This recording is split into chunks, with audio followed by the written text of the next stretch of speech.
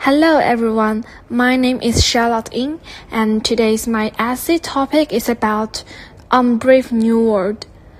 People always have special vision of future society.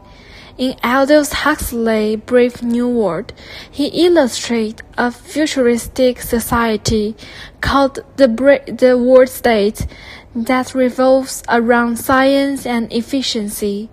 In such society, emotions and individuality are conditioned out of children at a young age, which means there are no lasting relationships. However, John is different from other people since he is capable of feeling a full range of emotions, including sadness and happiness. What is more, there is a rigid hierarchy within the world state, which cannot filter John. Besides, unlike other people controlled by jocks, John insists on his own principles. In the story, Huxley skillfully uses situational irony and dramatic irony to create such vivid character, John, who is more free than the world state members. Firstly, within the society of everyone belongs to everyone else, John still has the capacity to generate various emotions. The author shows that, cold for all the summer beyond the panes, for all the tropical heat of the room itself, a harsh thin light glared through the windows, hungrily seeking some draped lay figure, but finding only the glass and nickel and bleakly shining porcelain of the laboratory. In the central London hatchery and conditioning centre, a dreary 34-story building, the director of hatcheries leads new students on a tour of facilities. They pass beneath the motto of the world state, community, identity, stability, and into the fertilizing room, which has a bleak, frozen atmosphere. All the environmental descriptions that the author shows the reader a grim and coldly antiseptic futuristic setting, which also indicates that people born in the world state are very cold, without freedom to have any emotions. Consequently, it has a stark contrast with John's sentimental personality in the following content. Director explains that but technique had immensely accelerated the process of ripening. In other words, multiply by 72 and you get average of nearly 11,000 brothers and sisters in 150 batteries of identical twins, all within 2 years of the same age. The author introduces a special high-tech technology called the Bakhanovsky process, which is mass production applied to biology, combined with post-snap technique, which hastens the maturation of eggs in an ovary. The Bakhanovsky process allows the average ovary to produce around 11,000 brothers and sisters. The world state uses that way to maintain social stability, and they will create artificial community by assigning identity are done for the sake of stability, which is viewed as a positive development. It is a powerful evidence that John is more free than people who are in the world state, since people in the world state completely accept the mass production of human beings and the erosion of individuality. Consequently, compared with John, they even are forced to have the same personalities and appearance, which means there is no concept of kinship within their society. Besides, there is obvious evidence which can powerfully illustrate the restrictions on freedom in the world state. Director waved his hand again. The screaming of the baby suddenly changed its tone. their little bodies swished and stiffened. Their limbs moved jerkily as if to the tongue of unseen wires. This scene shows that whatever the world state cannot accomplish biologically, it accomplishes psychologically. In this case, a shocking example of Pavlovian conditioning, in which negative stimuli are paired with something desirable, causes the babies to reject the desirable thing. It is extremely cruel that people in the world state are not able to have their own emotion, like the pleasure of seeing flowers and books. They even strike a vicious blow to young babies, showing the control of mind and psychological. This is important because it effectively proves people in the world state are controlled not only in body, but also in mind. On the contrary, John has its own independent mind, like in favor of Shakespeare and the pure thought of love. Having an independent mind is an essential thing for other people, which is a mainstay in improving the value of life. Furthermore, the world state operates on a rigid hierarchy, meaning people are born to be unequal. But John is not a member of the world state without any caste-based discriminations in his childhood. In the story, the author writes that where the alpha and the betas remained until definitely bottled, while the gammas, deltas, and epsilons were brought out again, after only 36 hours, to undergo Volkanovsky process. The resulting embryos receive different treatment depending on their destinies, to become a higher caste alpha or beta, or a lower caste gamma, delta, or epsilon. What is more, alphas and betas are allowed to develop naturally. Gammas, delta, and epsilon, however, are put through the Volkanovsky process, which causes an egg to divide into as many as 96 identical twins. It is an evidence revealing that the categories manufactures human beings. On top of that, it predetermines what human beings will be like in advance, their characteristics and social standing. To say the least, ideals of freedoms and self-determinations are not priority in this society.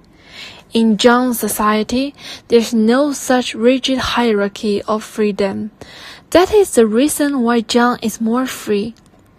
In addition, the character called Mr. Foster says, in the vast majority of the cases, fertility is merely a nature's. One fertile ovary in 1200. That would really be quite sufficient for our purposes. And of course, one must always leave an enormous margin of safety. So we allow as many as 30% of the female embryos to develop normally. In the wombs such as this, gamma, delta, and epsilons are given alcohol treatment and limited oxygen to stunt physical and mental development. Fetus of all castes are reconditioned to prefer certain climates or environment so that they will like their predetermined jobs. And the majority of female fetuses are sterilized, which are referred to as freemartins. The world state citizens have not only been predetermined to fulfill certain roles, they also been preconditioned to enjoy roles regardless how fundamentally unnatural they are. Females' reproductivity capacity is also strictly controlled by the state long before they are born, further highlighting the dehumanization of the world state's population. Fertility and work should be everyone's the most basic choices, depending on their preference and habits, which becomes an impossible dream for the people in the world state. More shocked, the authors show that in the nurseries, the elementary class consciousness lesson was over. The voices were adapting future demand to future industrial supply. I do love flying, they whispered. I do love flying. The government uses the scientific discovery of Hypnopedia to produce a technology that helps them to condition their citizens to enjoy the life that has been predetermined for them. The beta children's mind, like those of everyone else in the world state, are being formed by the suggestions of the state.